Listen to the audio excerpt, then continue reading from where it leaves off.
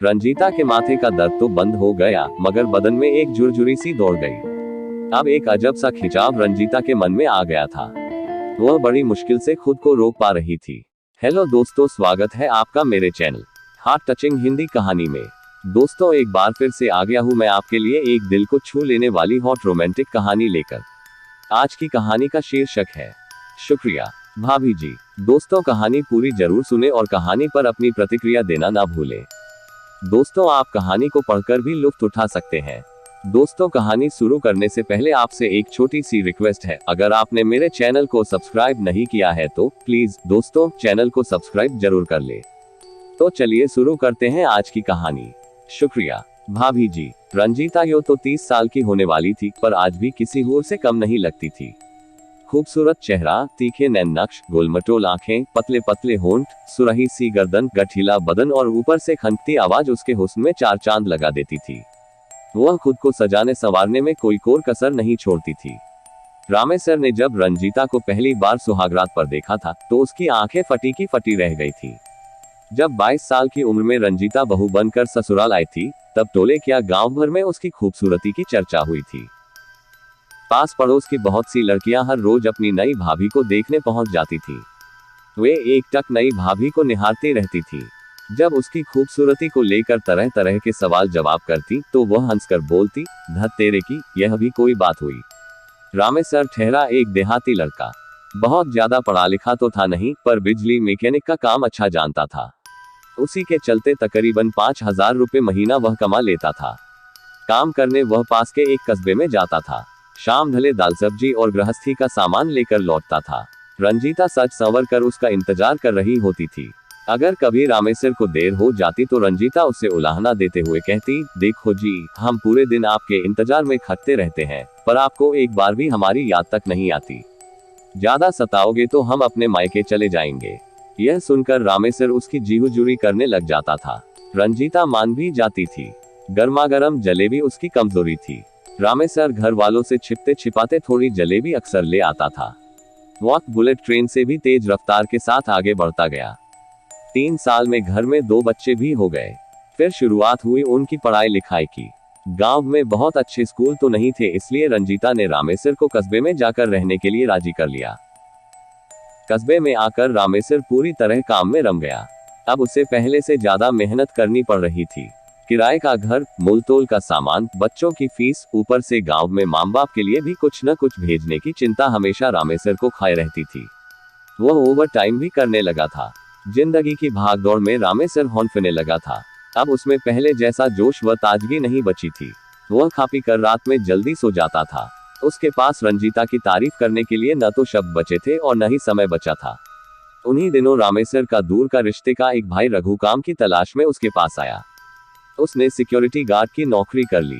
रामेसर के पास वाला ही कमरा किराए पर ले लिया। रघु की ड्यूटी ज्यादातर रात में ही होती थी। वह आधे दिन आराम करता और बाकी दिन में अपने छोटे मोटे काम निपटा लेता। रंजीता से उसकी पटरी खूब बैठती थी। खाली समय में वे दोनों खूब हंसी मजाक करते थे। रघु रंजीता की तारीफ के पुल बांधता तो वह मुंह में आंचल भरकर हंस देती थी। रघु उसकी मस्त हंसी में कहीं खो जाता था। रघु की अभी शादी नहीं हुई थी।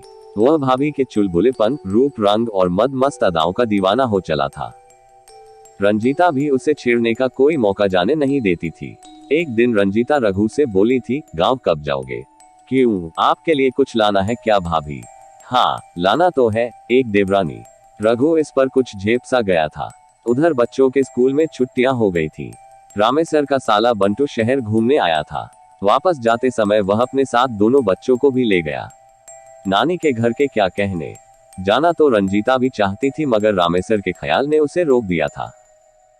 उसके खाने पीने, कपड़े धोने की चिंता बनी हुई थी। रामेसर सुबह 8 बजे अपना खाना लेकर घर से निकल जाता था और देर शाम 7-8 बजे तक ही घर लौटता था।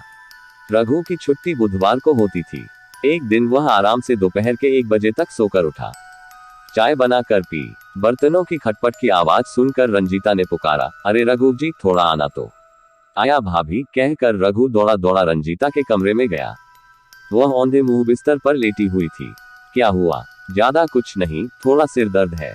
दुकान से दवा ला दो। रघु पास की केमिस्ट की दुकान से सिरदर्द की गोली ले आया। रघु ने रंजीता को गोली थमा दी और पानी का गिलास भी भर कर ले आया। रघु, तुम कितना ध्यान रखते हो हमारा, रंजीता ने चेहरे पर मुस्कान लाते हुए कहा। भाभी, आप कहो तो थोड़ा सिर भी दबा दूं, रघु ने अपनेपन में कहा।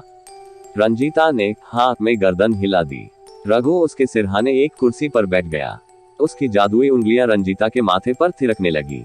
दवा के असर और रघु की सेवा से रंजीता के माथे का दर्द तो बंद हो गया, मगर बदन में एक झुरझुरी सी दौड़ गई।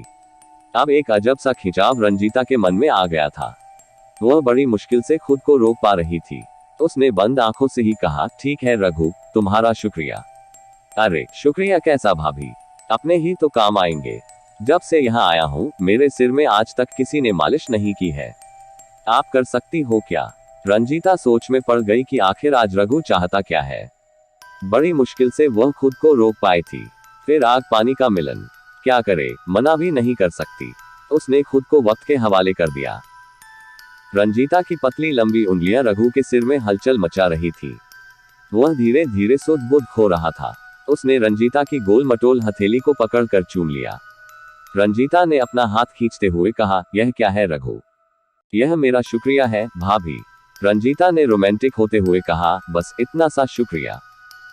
रघु ने रंजीता को अपने सामने की ओर खींच लिया। वह किसी धधकते ज्वालामुखी सी लग रही थी। आंखों के लाल लाल डोरे अंदर की हलचल को साफ बयां कर रहे थे।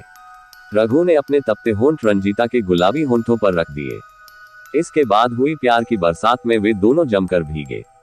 जब एक दूसरे से अलग हुए तो दोनों ने मुस्कुराते हुए कहा, शुक्रिया भाभी जी, शुक्रिया जी। बस दोस्तों, ये कहानी यहीं पर समाप्त होती है।